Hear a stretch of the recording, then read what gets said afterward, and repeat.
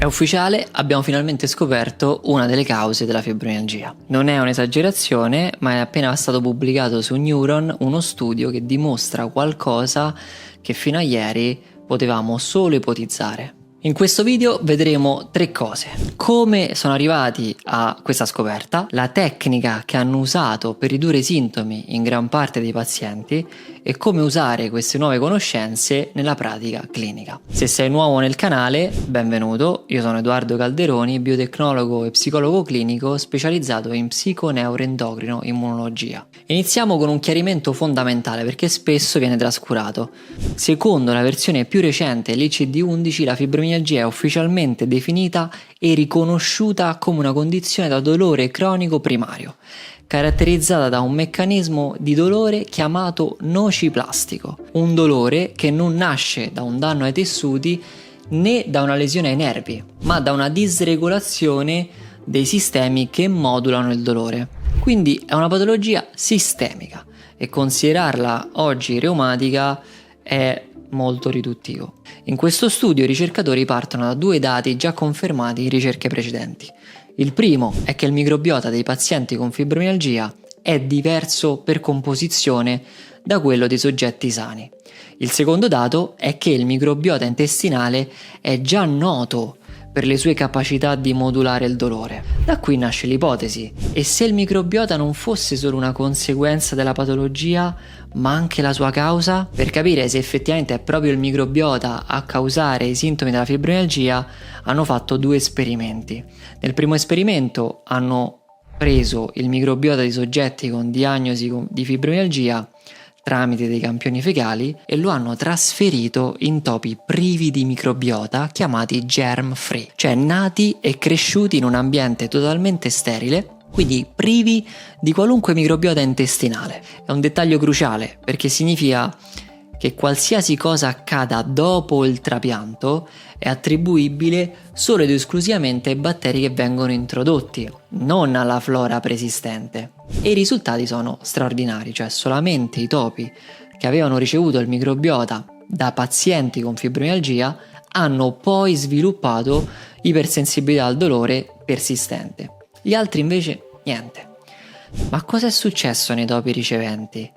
Tre cose super interessanti. La prima, c'è stata una riduzione della densità delle fibre nervose intraepidermiche, cioè quelle fibre nervose che innervano la pelle.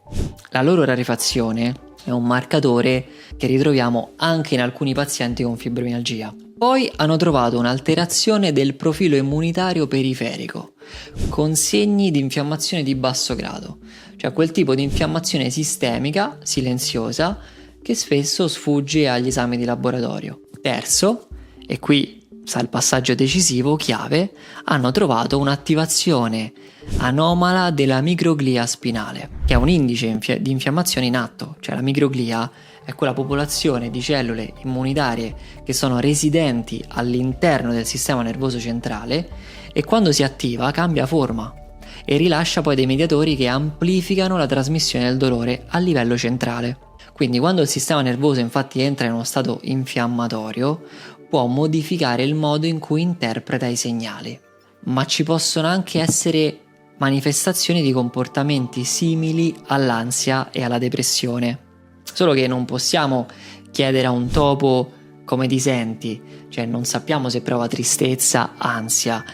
Quello che possiamo fare è misurare però i comportamenti con dei test che sono sperimentali, validati, usati poi come indicatori indiretti di comportamenti di tipo ansioso-depressivi. Ed è proprio quello che è stato osservato, cioè nel tempo i topi che avevano ricevuto il microbiota dai pazienti con fibromialgia mostravano più sensibilità al dolore e più comportamenti di tipo ansioso-depressivi. Il microbiota quindi non sembra uno spettatore passivo, ma un attore, un regolatore attivo nel dialogo tra l'intestino, sistema immunitario e sistema nervoso. E qui arriva la prova più forte, cioè la reversibilità, perché se il microbiota alterato può accendere i sintomi della fibromialgia, allora un microbiota sano dovrebbe poterli spengere, ed è esattamente quello che è successo.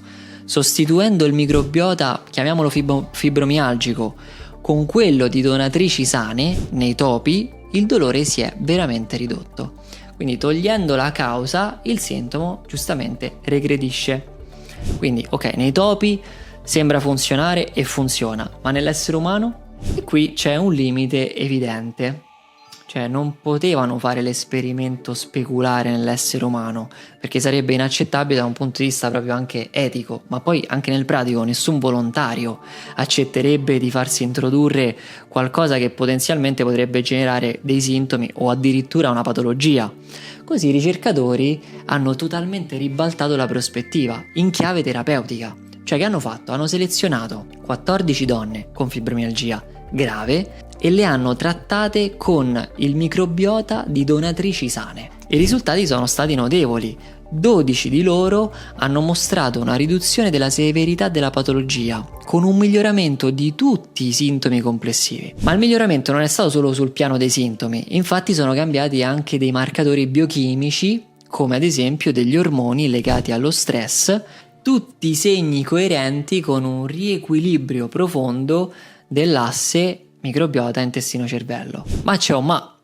Si tratta di uno studio pilota senza gruppo placebo e come scrivono infatti gli stessi autori, questo studio ha dei limiti, ma comunque apre una strada a futuri studi, magari randomizzati, ancora più controllati, con una direzione chiara. E la pubblicazione su Neurons, cioè che è una delle riviste più importanti al mondo, ovviamente lo conferma. Perché questa ricerca è una piccola rivoluzione? Perché ci mostra, in un disegno sperimentale veramente solido, che la fibromialgia non è una patologia locale, né riconducibile a un singolo marcatore o a una singola causa. È una patologia pienamente sistemica, caratterizzata da un'alterazione psico-neuroendocrina e immunologica. Infatti ci suggerisce che il microbiota intestinale ha un ruolo causale, sia come fattore che contribuisce proprio alla comparsa della patologia, sia come elemento di modulazione nell'intensità dei sintomi. Ed è qui che si chiude il cerchio che abbiamo aperto all'inizio. Cioè, questa ricerca ci dà un dato che dovrebbe cambiare l'approccio clinico. Cioè, se tu sei uno psicologo, un medico o un fisioterapista o un professionista dell'area sanitaria e anche tu hai dei pazienti con fibromialgia, è il momento di ragionare in un'ottica davvero multidisciplinare. Quindi devi costruire un team che includa il nutrizionista esperto di alimentazione antinfiammatoria, perché sappiamo che il microbiota si modula in primo luogo attraverso l'alimentazione, ma non solo, perché si modula anche attraverso i pensieri, lo stress, le emozioni e il sonno, tutti meccanismi che vedremo e affronteremo uno per uno nei prossimi video. Quindi anche la figura dello psicologo nel trattamento di questa patologia è fondamentale. Spero che questo video ti sia stato utile e ti abbia dato anche nuovi spunti di riflessioni e aggiornamenti importanti per quello che è lo studio della fibromialgia. Scrivi ovviamente nei commenti le tue domande e le tue riflessioni, perché sarà per me un piacere continuare il confronto. Per colloqui poi e percorsi formativi trovi la mia email del mio studio, tutto il link in descrizione. Quindi un caro saluto e ci vediamo al prossimo video.